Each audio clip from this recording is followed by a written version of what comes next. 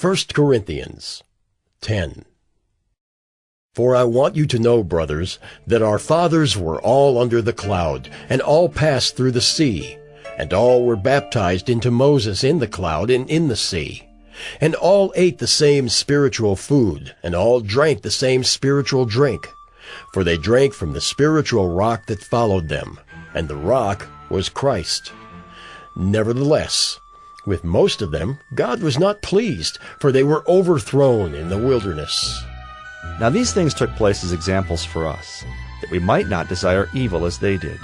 Do not be idolaters, as some of them were. As it is written, the people sat down to eat and drink and rose up to play. We must not indulge in sexual immorality, as some of them did, and 23,000 fell in a single day. We must not put Christ to the test, as some of them did and were destroyed by serpents, nor grumble, as some of them did and were destroyed by the destroyer. Now these things happened to them as an example, but they were written down for our instruction, on whom the end of the ages has come. Therefore let anyone who thinks that he stands take heed lest he fall. No temptation has overtaken you that is not common to man.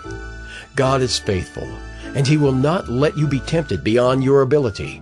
But with the temptation he will also provide the way of escape, that you may be able to endure it.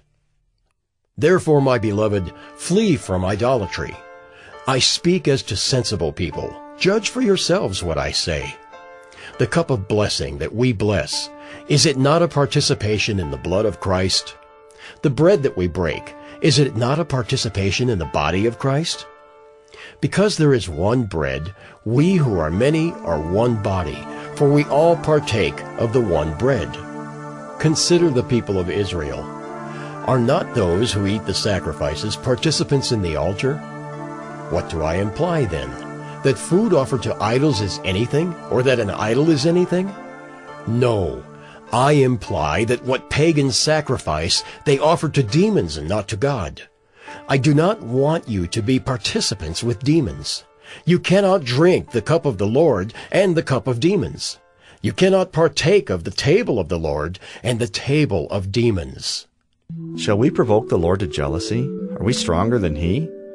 All things are lawful, but not all things are helpful.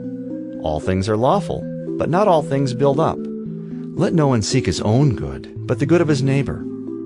Eat whatever is sold in the meat market, without raising any question on the ground of conscience. For the earth is the Lord's, and the fullness thereof. If one of the unbelievers invites you to dinner and you are disposed to go, eat whatever is set before you, without raising any question on the ground of conscience.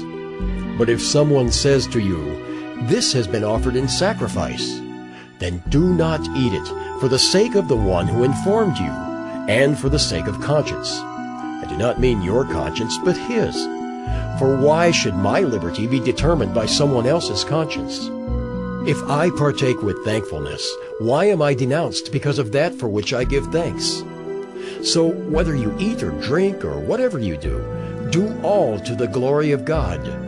Give no offense to Jews or to Greeks or to the church of God, just as I try to please everyone in everything I do, not seeking my own advantage, but that of many, that they may be saved.